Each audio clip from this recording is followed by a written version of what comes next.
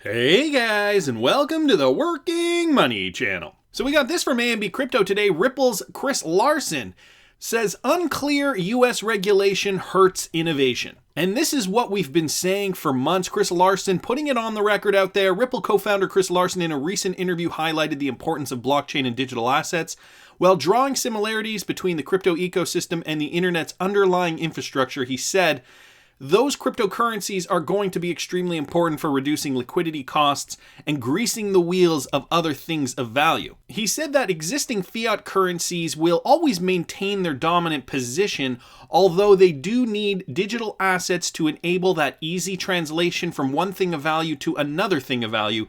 In order to get crypto mainstream, the entrepreneur stressed on for the need of regulatory clarity. He added, that's the part, regulatory clarity, that unfortunately is missing in the US market.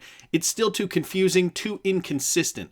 There are just too many question marks, and that really hurts innovation. Guys, if I couldn't spell it out enough for you on this channel, Chris Larson spells it out for you here. The US government and regulators dragging their heels on cryptocurrency regulation is what's really stifling the movement that Ripple can make. Their hands are tied. They can't go any further than where they are today. Now we've seen them jump leaps and bounds in other countries where the regulatory clarity is much clearer, obviously. Right? We're seeing a lot happening in Asia, some in Europe, but North America, we're finding that we're seeing minimal progress, and that is because a big part of the North American market is the United States, and the United States regulatory clarity isn't clear enough for Ripple to move forward. So Chris Larson has said it, and we've heard others say it before him. As a direct result, Larson believes that the investors and innovators resort to moving to other geographical locations, displaying support towards healthy organizations. He added, the best system is going to be one that takes in consideration consumer protection for the innovators and also recognize the importance of the job that other regulators, the Federal Reserve and Treasury, have. On an end note, Larson added that while the US need not have less regulation than Switzerland or Singapore, they absolutely have to have as much clarity. So, there are people, the US says, well, we need to get this right. We need to make sure that the regulations are clear. We don't want to mess this up, essentially, to have loopholes so that companies, businesses, whomever, people take advantage. And we've spent all this time making regulations and they're kind of good for nothing at that point.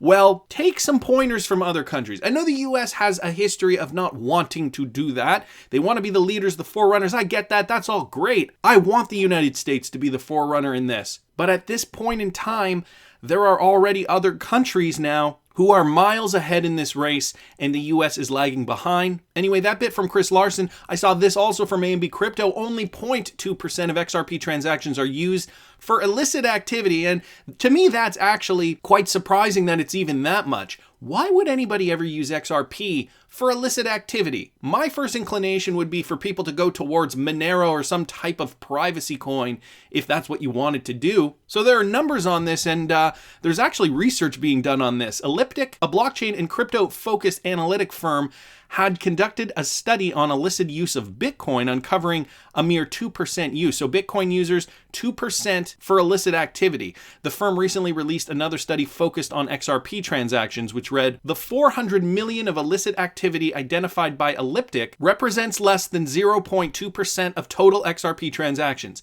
demonstrating that the vast majority of activity is legitimate. So I'm just going to scroll down here. We have been researching XRP more than a year ago and have already identified several hundred XRP accounts linked to illicit activity, ranging from thefts to scams and the sale of stolen credit cards.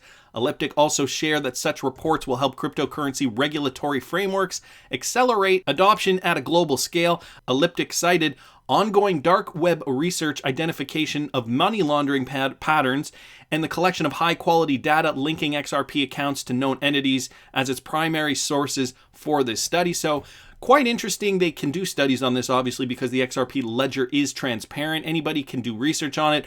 I'm sure the people using XRP for illicit activity might not know that. They might think, oh, well, it's a crypto that's flying under the radar, this XRP thing. It's not as big as Bitcoin. Let's use this one. Do your own research. That message for the criminals. I'm not condoning doing anything illegal, by the way. And this is gaining some traction as well. The executive chair of Santander talks Ripple, says the bank is innovation-centric. So we know Santander Bank, they have a partnership with Ripple, but Anna Botten, one of the chairmen of Santander Bank, was recently in the news. So she recently sat down with Bloomberg in New York to talk about the firm's plans and current business model. During this interview, the Santander executive spent a moment to name drop Ripple, specifically in the context of her firm being an innovation-centric institution. Botten, when asked by the anchor about how Santander has been working in fintech, here's what she said. We're 100% in favor of innovation. We've partnered with Kabbage, Ripple, and many other American companies. What we're doing is we want to take these companies and services when we don't approve a loan, we can pass it on to Kabbage. And Ripple is at the base of OnePayFX blockchain-based system. For those who missed the memo last year, the Spanish firm unveiled the new service, Santander OnePayFX, so then it goes into that. The tweets are down here, clearly linked from XRP Steve, that's at XRP Steve on Twitter. So it's interesting that she's promoting Santander as innovation-based. And I feel like there was a Mexican US corridor quote in here, maybe it was another article with regards to this same interview, this Anna Botten interview. They talk about the US-Mexican corridor, and then it kind of clicked to me because I saw this tweet from Green Eggs and Ham, that's Sam I Am, at Ham, Eggs, and Sam. I'll give you one guess who they're using to facilitate the USD/MXN settlement. Here's a hint, it's MoneyGram. Remember the announcements they said were coming in a few weeks? Bet this is one of them. So Sam I Am pointing to MoneyGram, and all these guys need to get on board. If there is going to be a fast track lane from the US to Mexico, and one company is going to start using Ripple technology, all the companies are going to have to follow suit just to keep up with their main competitor doing that specific corridor. Now, think of all the corridors around the world. Once one guy does it, the next guy will have to, just in order to follow suit. Then once everybody gets on the same page, everybody will eventually be using Ripple technology. Maybe not for a couple of years yet, but it seems that that's the way it's going. I saw this from XRP_bigtime on Twitter. That's at XBigTime. Noticed this on Bloomberg minutes ago, and so this has nothing to do with XRP, but is really interesting. He took a screen grab here just on the side panel on Bloomberg News. A new product called Global Collect lets treasurers send electronic invoices to customers abroad who are then offered the ability through Citigroup's foreign exchange trading business to lock in an exchange rate and pay their bills in their local currency. So this having to do with foreign exchange, cross-border transactions essentially. And then number two, historically those clients would have had to take their invoice to the bank to initiate the cross-border payments, meaning the new product is bringing additional FX volumes and flows that we wouldn't have seen otherwise. Sam Hewson's Citigroup's global head of electric FX solutions said in an interview. So is Citigroup using Ripple? Again, they don't say it here in this article. XBigTime mentioned an article with regards to Citibank and potentially using Ripple. I did dig this up here. Back from March of this year, March 2019, Citibank won't be launching its own Citicoin. We'll use existing technologies instead. So could that be what they're doing here, using existing technologies? At this point in time, back in March 2019, they were on the fence. Could it be Ripple's XRP or Swift? So this article doesn't really give many hints as to where they're going to be going at this point in time. It said that they were still indecisive. So settling instantly is going to be very, very important in the future.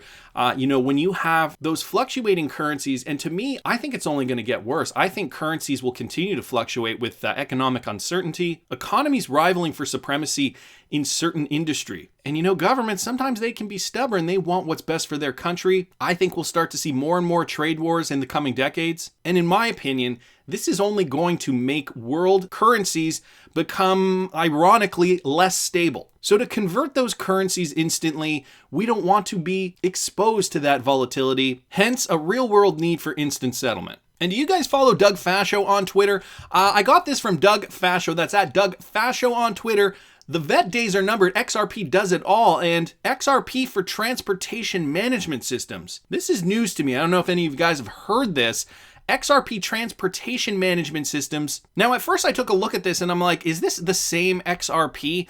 I don't feel like it is, but let me read you guys this. XRP Transportation Management Systems is designed to support both direct clients and logistics service providers. The solution manages transportation activity through the supply chain, and the cloud-based software allows all involved parties to track products as they move from one organization to another. So is this like automated drivers working on the blockchain to get products delivered, in freights, trains, trucks, so on and so forth?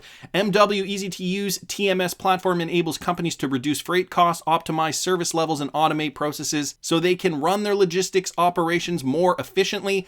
XRP TMS has multilingual, multi-currency capabilities, as well as multi-billing plan options and customizable billing by activity. So here's where it gets into the money and the multi-currency capabilities, obviously being able to pay whomever you need to pay in multiple currencies, and that's kind of where XRP makes sense to me. But could there be another vertical on the horizon? Something that Ripple really isn't talking about? Again, this is speculation. I could be completely wrong about this, and this could be some other type of XRP. But it just goes to show you folks that blockchain technology really is amazing. It's going to surprise us. David Schwartz did say that, we might not even know all the use cases for XRP right now because there are going to be so many. So is this a vertical that's kind of going unnoticed, that's not being talked about in the media right now? Could XRP also be the future of transport? I want to hear what you guys think. Please subscribe to the channel if you haven't already. Like the video if you like the content I'm providing. I always love hearing your comments. See you in the next one, guys.